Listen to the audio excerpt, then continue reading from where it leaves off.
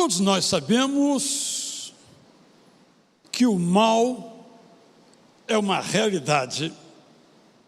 E quando o mal se espalha, nós ficamos angustiados e a nossa fé, confiança, fica ameaçada. Nos versos 2 e 3, o salmista registrou o sentimento dele, que é certamente o nosso.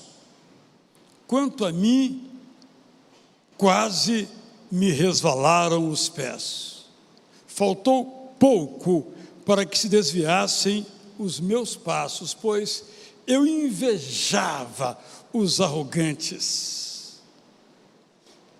Eu ficava perturbado, podemos dizer assim, ao ver a prosperidade dos maus. E ele diz no verso 21, o meu coração estava cheio de amargura. Nós ficamos sem entender, nós ficamos confusos. A imagem do salmista, os nossos pés resvalam, nossa alma fica cheia de amargura e achamos que não vale a pena seguir nos passos da bondade, da justiça, porque não há recompensa. Esse é o sentimento do salmista, é o nosso sentimento. Vale a pena a gente ser íntegra? Ah, claro, vale a pena.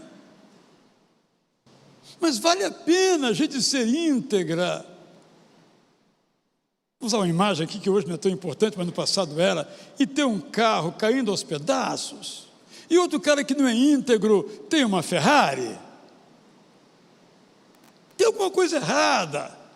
Nós ficamos confusos. Tanto no campo da prosperidade, ou em outra área da vida, da saúde. Há um verso lindíssimo aqui que ele diz, olha, eles são bonitões, viçosos, cheios de vida, musculosos, mas são ímpios, são perversos. E eu que sou justo, sou digno, eu que procuro viver os teus mandamentos, estou cheio de doença. Isso é o sentimento terrível do salmista. Então, quando o mal prevalece, e o mal prevalece, nós somos tentados a pensar que não vale a pena ser íntegro. Várias vezes contei que um irmão há muitos anos me disse, Israel, cansei de ser íntegro. Cansei. Vou chutar o balde. Expressão que esse nosso irmão empregou. O salmista diz isso, olha, eu olhei para a minha vida, verso 13, e a minha conclusão é a seguinte, foi inútil conservar o meu coração puro, foi inútil lavar as minhas mãos da inocência, se olhar para as minhas mãos e dizer, oh, aqui não tem sangue de ninguém, eu sou íntegro, eu sou justo, eu sou generoso, que quando o mal prevalece, a impressão que nós temos é que não vale a pena. Diante disto, quero então trazer algumas lembranças que você já sabe sobre o mal. Primeira, o mal vem como consequência de escolhas humanas. Eu preciso repetir essa frase. O mal vem como consequência de escolhas humanas. Mas aí pensamos na tragédia da Bahia, de Minas, de São Paulo, mas foi a natureza, foi a chuva excessiva que derrubou tudo. Há muitos anos, aqui em nossa igreja, uma querida irmã perdeu parte de toda a sua família, porque um barranco perto da casa veio e soterrou tudo numa chuvarada. Nossa primeira reação é: por que isso aconteceu? Me lembro que numa das reportagens agora, ali em Franco da Rocha, em São Paulo, onde houve um número muito grande de mortos, uma pessoa diz assim: Deus quis assim. Então é preciso que a gente não ponha nas costas de Deus que não pode ser posto nas costas dele. O mal vem como consequência de escolhas humanas. Os fatos que agora nós vemos são efeitos. Uma tragédia dita natural não acontece porque Deus quis. Deus jamais quer que uma tragédia alcance as pessoas. O mal é real e não provém de Deus. Mas agora eu quero lhe desafiar, porque há um texto bíblico que parece negar o que eu acabei de dizer. Abra sua Bíblia em Isaías 45, verso 7. Vou ler aqui na versão Almeida atualizada, não a que eu estou usando, e na Almeida corrigida, cujo texto é o seguinte, não sei como está na sua Bíblia aí, vou perguntar o que está na sua Bíblia. Isaías 45, 7, quem está acompanhando, por favor, me diga se a sua versão diz o que eu vou ler agora. Eu formo a luz e crio as trevas, faço a paz e crio o mal. Eu acabei de dizer que Deus não deseja o mal. Eu, o Senhor, faço todas essas coisas. Alguém tem essa versão aí que eu li? Temos várias pessoas com essa versão aí. Essa versão está correta? Está correta, fique tranquilo. Mas a minha versão, a NAA, usa outra terminologia. Diz assim: eu formo a luz, está igualzinho, eu formo a luz, eu formo a luz. Crio as trevas, está igualzinho, crio as trevas. Faço a paz, a minha diz, promovo a paz, é a mesma coisa. E crio o mal, a versão que alguns aqui têm, a minha diz, e crio os conflitos. Eu, o Senhor, faço todas estas coisas. Estou mostrando isso porque esse texto é muito citado em alguns contextos para explicar isso ou aquilo. Vamos então nos lembrar que, embora Deus não crie tragédias, Deus não crie o mal, as tragédias e o mal não estão fora do controle de Deus. Mas isso é muito diferente de dizer que Ele mandou o mal.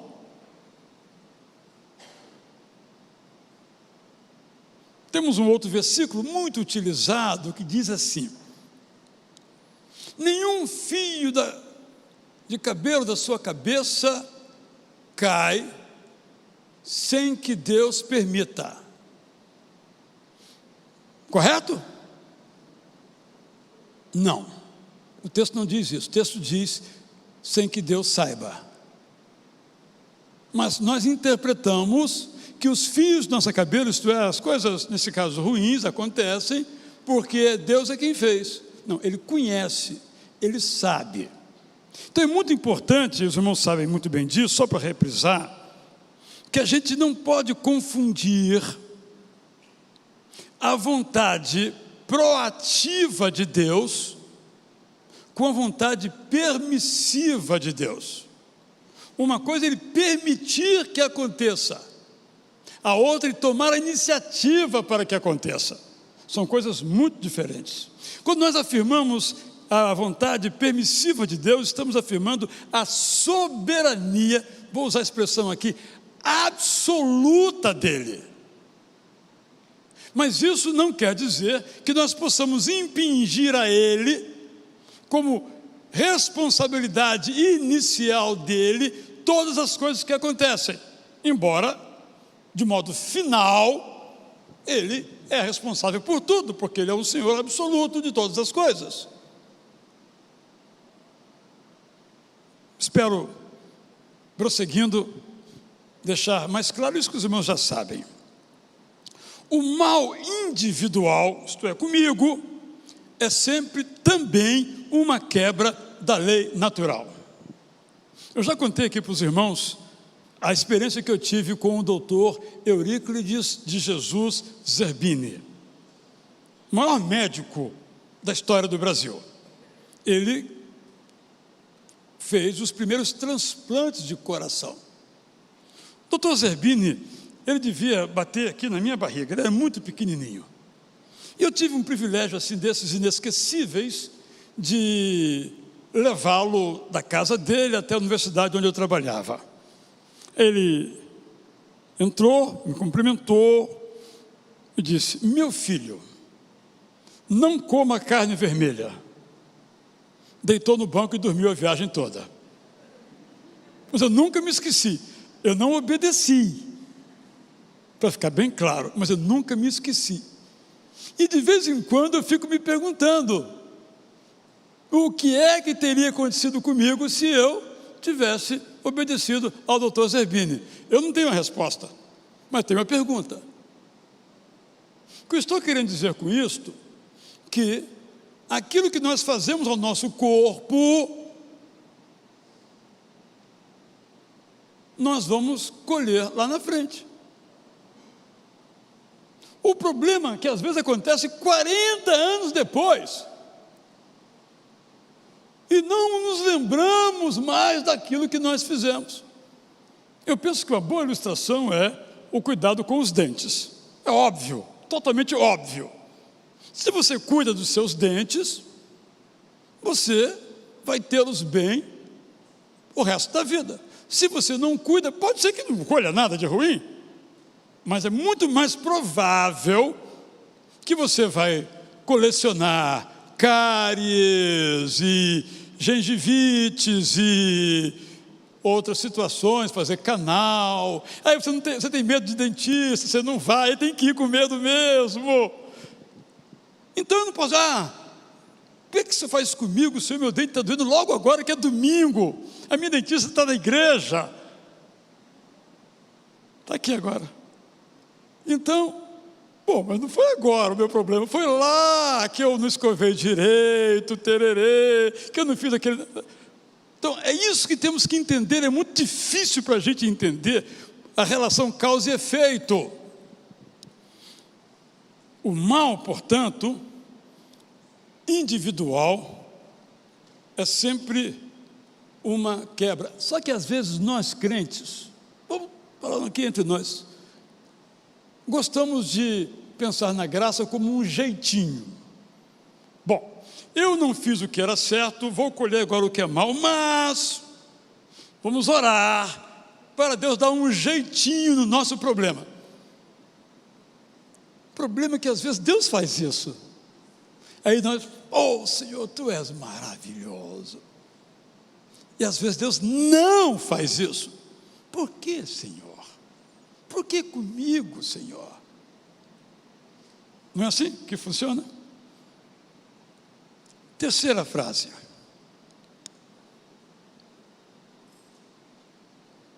O mal social, o mal da comunidade, do país, do mundo, é sempre o triunfo do ego possuído por Satanás.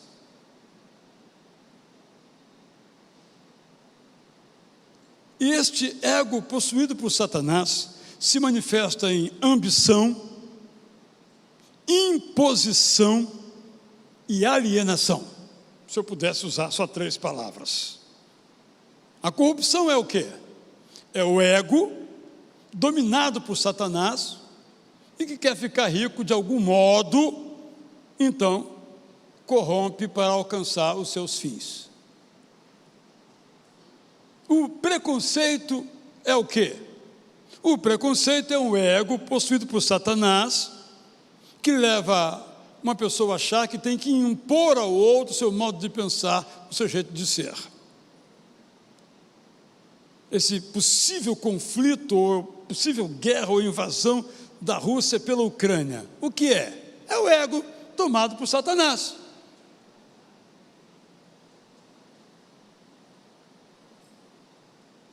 Isso leva também a alienação, por omissão, por indiferença.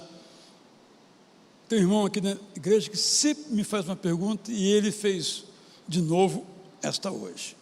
Citou um certo município aqui de nossa região metropolitana, que tem um dos mais altos índices de evangélicos do país. Mas o município é pobre, violento e corrupto. Por isso não disse o nome do município. Em outras palavras, por alienação, por causa do ego dominado por Satanás, aqueles que poderiam fazer uma diferença não fazem. O mal social acontece por isso. O sistema se protege a si mesmo. Eu já contei aqui também uma história há muitos anos.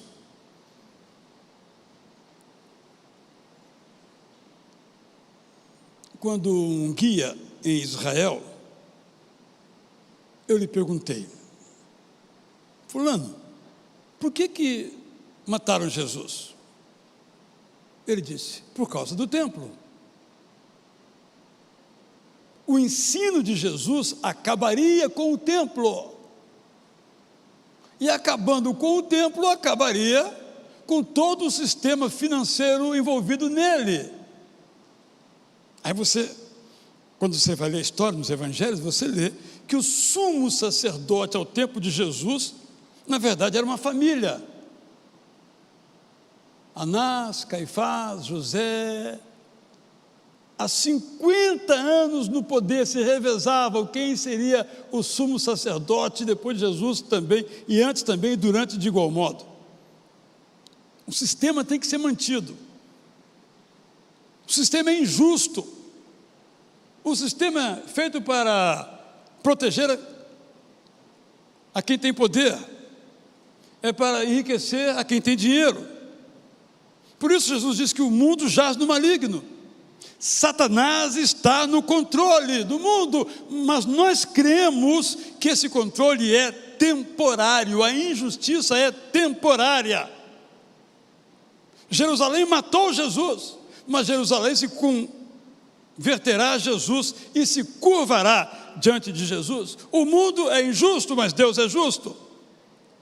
Por isso, eu quero recordar o que comecei há pouco dizendo: o mal não provém de Deus, mas o mal não está fora do controle de Deus.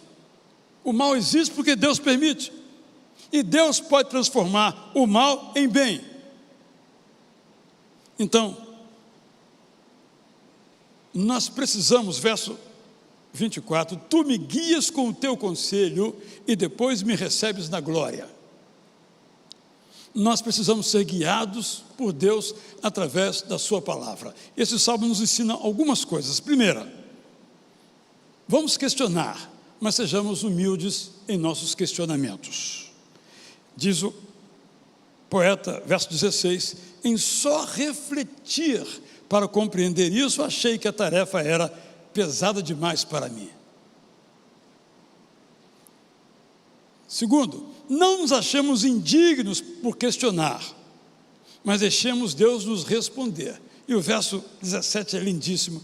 Eu estava pensando, meus pés resvalando, até que entrei no santuário de Deus. Isto é, até que eu decidi cultuar a Deus, louvar a Deus, mesmo em meio àquela confusão mental em que eu me encontro. Então eu descobri qual era o fim dele. Está no Salmo 1 que nós cantamos agora.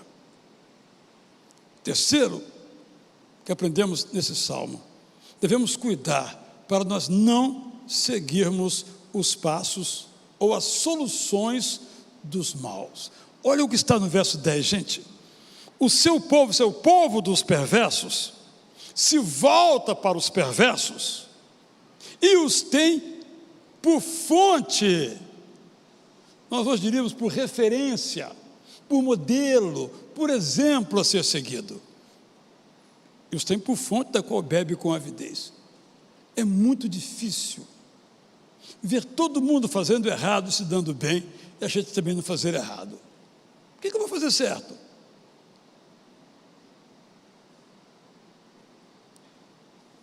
Diferentemente, quarto lugar, dos que pensam os maus, Deus é justo e se importa conosco.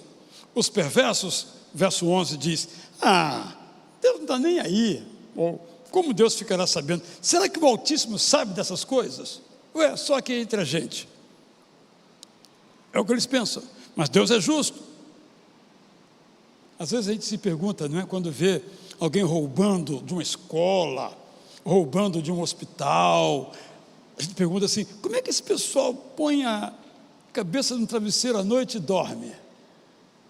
É por isso, Deus não está nem aí, eu tenho que resolver os meus problemas, cuidar do meu futuro, mas Deus se importa. Verso 18 diz assim, olha, eu agora entendi, tu certamente os pões, isto é, os perversos, em lugares escorregadios, e os fazes cair na destruição que eles armaram contra os justos. Mantenhamos, em último lugar, a nossa comunhão com Deus, olhando não para o que os maus fazem, mas para quem Deus é e Deus faz. Deus fez da cruz a glória de Jesus. Quando nós lemos João, você ouve, não só nesse lugar, mas em outros evangelhos, Jesus orando assim, Pai, glorifica-me. Nós aprendemos, lendo João, que glorifica-me leva-me para a cruz. Glorifica-me mata-me. Estou pronto. Você glorifica. Na boca de Jesus. A nossa é outra coisa, glorifica, né? Eu quero a minha glória. Mas a glória de Jesus é a sua cruz. E Jesus, então, tem esse momento na sua vida. E através da cruz, aquela cruz se transforma em glória. É isso que ele nos diz quando glorifica. Transforma esse mal, transforma essa desgraça, essa tragédia, essa perversidade, transforma em bem, transforma em glória.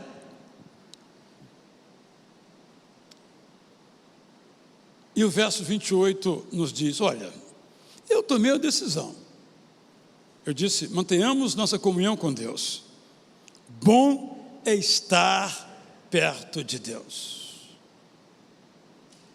Porque estar perto de Deus é olhar as coisas como elas realmente são, não como parecem ser. Estar perto de Deus é ter certeza que Ele se importa com a injustiça e vai agir.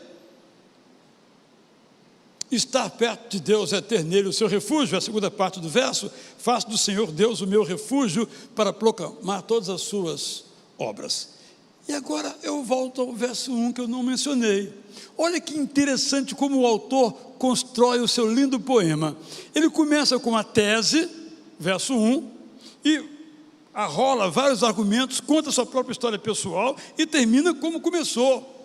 Ele termina, quanto a mim, bom é estar perto de Deus, faço do Senhor Deus o meu refúgio, para proclamar todas as suas obras. E o verso 1, ele disse, de fato, Deus é bom para com Israel. Deus é bom para com os de coração limpo. Essa é a teologia do mal. Nós precisamos de uma teologia do mal.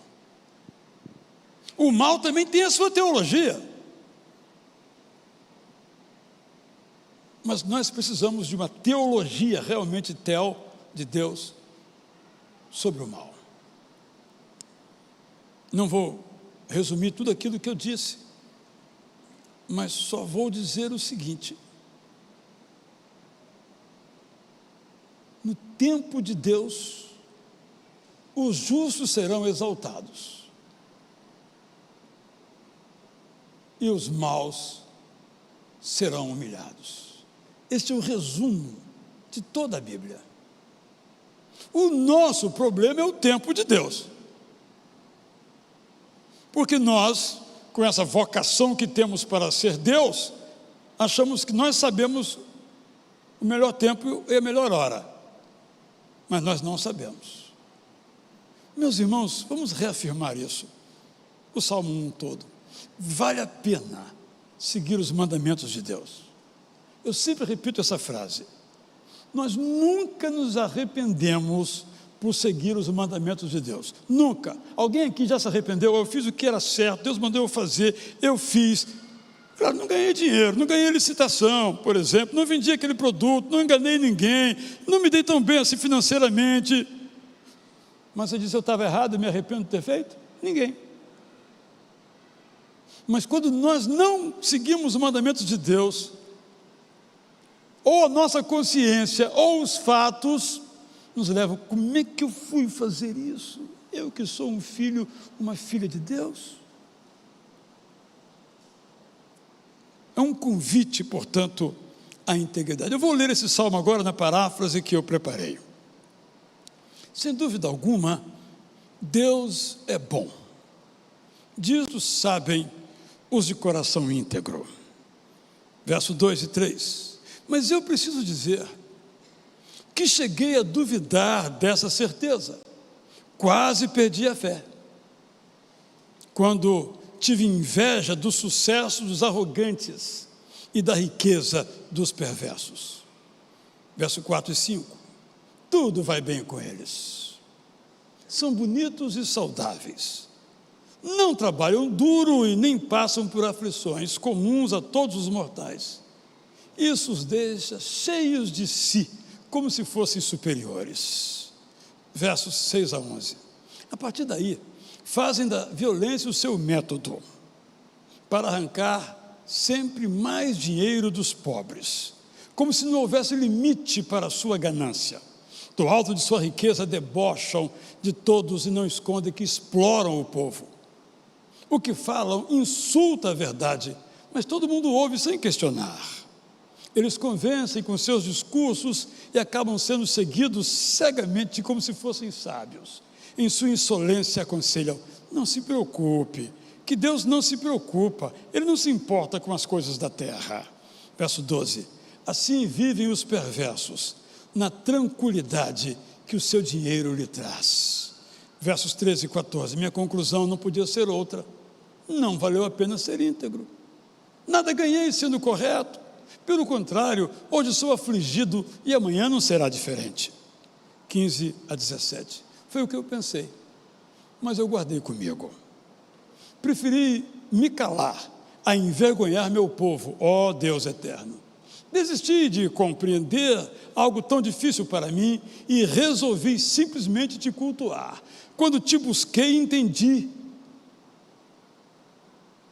à luz do que vai acontecer um dia, que o destino dos maus é um assunto teu, e me tranquilizei.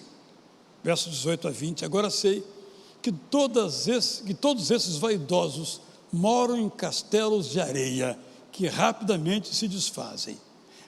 Acontece tudo no instante veloz, e os outrora corajosos tremem de medo. Quando agires, ó Deus eterno, o prestígio que tinham vira fumaça, que numa fração de segundos desaparece. Versos 21 e 23, quando olho para o passado, durante a amargura que quase me atormentou, envenenado pela inveja, vejo quão errado eu estava, quão grande era a minha ignorância, como se a razão me faltasse. Versos 24 a 26, mas agora eu canto feliz, tu estás comigo e me conduzes pela vida, tu me guias com a tua palavra, até ser por ti recebido no céu. Tendo-te no céu como meu Deus, de quem mais preciso na terra? Mesmo que as forças me faltem, tu és a força do meu coração, a fonte da minha segurança para sempre.